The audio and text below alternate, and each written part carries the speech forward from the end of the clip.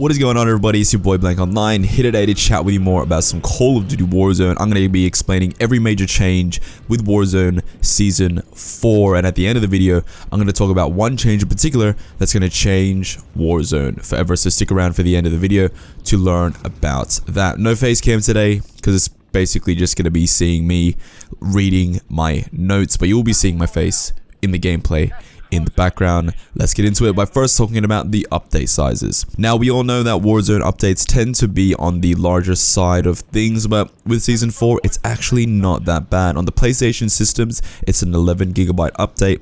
On the Xbox family, we're looking at 11.2GB, and on PC, it's 12.3GB for Warzone only, or 13.5GB if you have Warzone and Modern Warfare. The main thing here with Warzone Season 4 is groundfall and the satellites crashing onto Verdansk. So we have a groundfall limited time mode, which is a set of 6 challenges that you can complete in both Cold War and Warzone that rewards you for with emblems, calling cards, and a satellite weapon charm. By completing 3 of the challenges in either game, you get an epic blueprint. So get in the games, do your challenges, get those blueprints. As well as that, with the groundfall LTM brings satellites, and with satellites brings satellite caches. Now, these satellite caches drop in random points in the map. If you go up to one of these satellite caches, they reward you with a harp. The harp is basically the advanced UAV, a kill streak / score streak in Cold War that shows you exactly where enemies are in the map. It's pretty OP. I did it myself when I landed in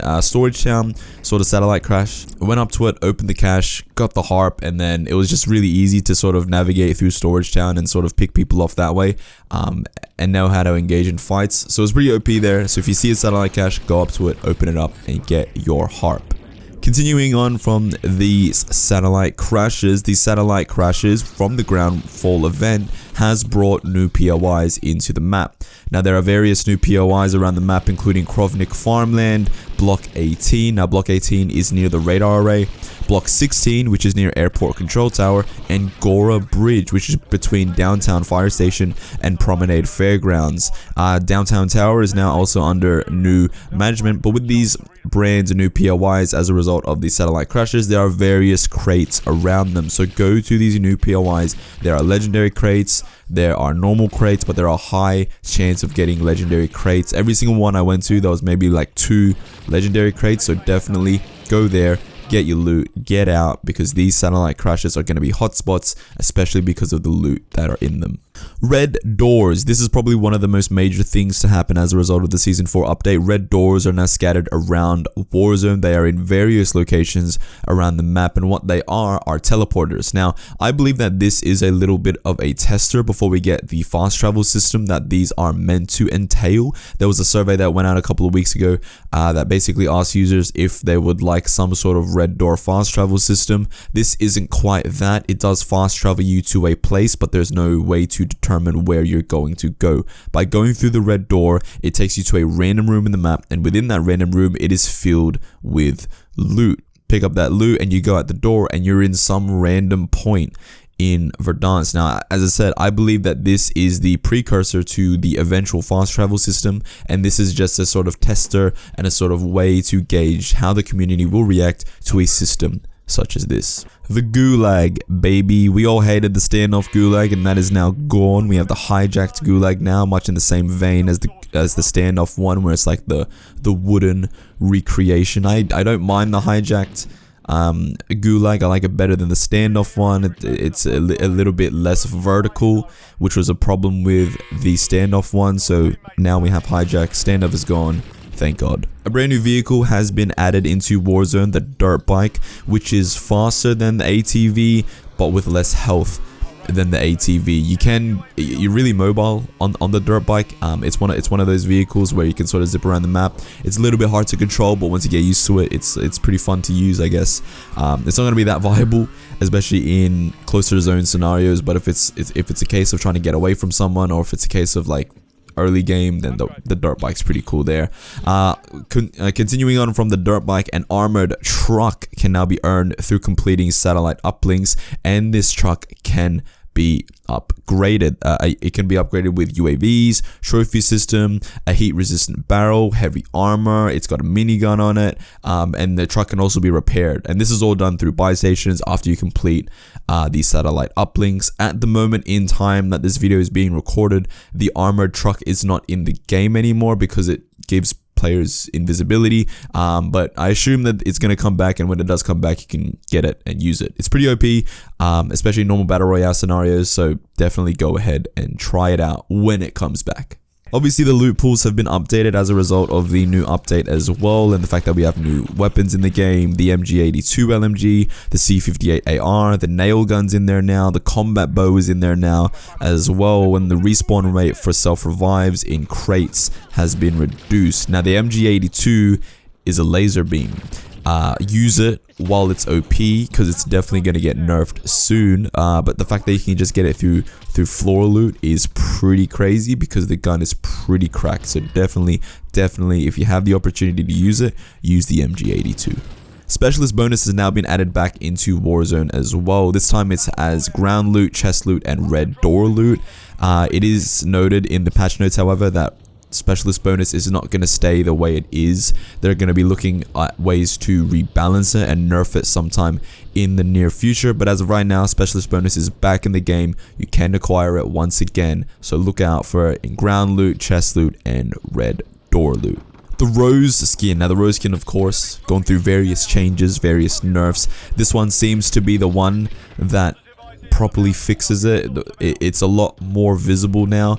It didn't look visible, like when you look at it through the menu, it doesn't look that visible, but when you actually get in game, the Rose skin is definitely a lot more visible now, which is a good thing. Raven apparently changed the materials and did a material update to the skin, and whatever they did definitely worked. It's a lot more visible, it's a lot better, and if you're still using Rose, then get fucked. Another one of the major things that happened as a result of the Season 4 update is the weapons overhaul that they did to a lot of the guns, most in particular the AMAX, and the AMAX got a nerf in terms of its long range viability and time to kill consistency. This basically, what they did with this whole weapons overhaul was made more guns viable, just allowing more guns to be sort of meta, if you will. But pretty much now in Season 4, all weapons are viable. It doesn't really matter what gun you use, whether you're using the Cold War MP5 or the normal MP5, or whether you're using the XM4 or the M4 for the Modern Warfare M4. Like, it really doesn't matter. Like, every single gun now is viable in Warzone. It's in a good place right now. There's no overly overpowered weapon besides the MG82. All guns feel good, all guns are viable, but this is a small step into what eventually will happen. We'll get to that at the end of the video. And more from this whole weapons overhaul, the melee has also received an update as well. So on your starting pistol, the Cold War 1911, it now takes 3 hits to down instead of 2. So that's a nice little update there, making it not as easy to down people as soon as you drop in onto Verdansk. Leveling has also gotten an overhaul, basically just meaning the amount of XP that's needed to progress within the season levels in both Cold War and Warzone. It makes it easier for you to sort of progress through the levels. Now, not the battle pass levels, the season levels, so 55 to 1000, that leveling and the amount of XP you need there has been capped. Now the change that will change Warzone forever. Raven Software has announced that time to kill will be getting a nerf. It'll be changing to an average of 100 milliseconds from the previous average of 60 seconds. So currently it roughly takes 60 milliseconds to kill someone. When this update gets implemented, it'll be 100 milliseconds. Now, this will change Warzone for a couple of different reasons. The skill gap will get wider. So people who are good at using guns and gunplay will dominate Warzone. Moving on further from that, this will also change the viability of a lot of different weapons. It'll mean that more than ever, an extended mag will be a necessity in most of your weapons because you will be going through more bullets as a result of this change. This will also change how viable things like a street sweeper would be, especially in close quarters engagements, because it's going to be better to have a faster fire rate gun in close quarters combats. So this is just, it's just going to make the game feel better. I genuinely think that a time to kill nerf like this was necessary to make the game I guess feel a lot better in terms of the engagements that you have. At the end of the day, Warzone is a game about engagement and how you alter those engagements to your advantage, and how you choose your engagements, how you choose when to push, when not to push, and all that sort of stuff. So this will not only increase the skill gap in terms of gunfights, this will also make gunfights feel better. So when this update does launch in the near future,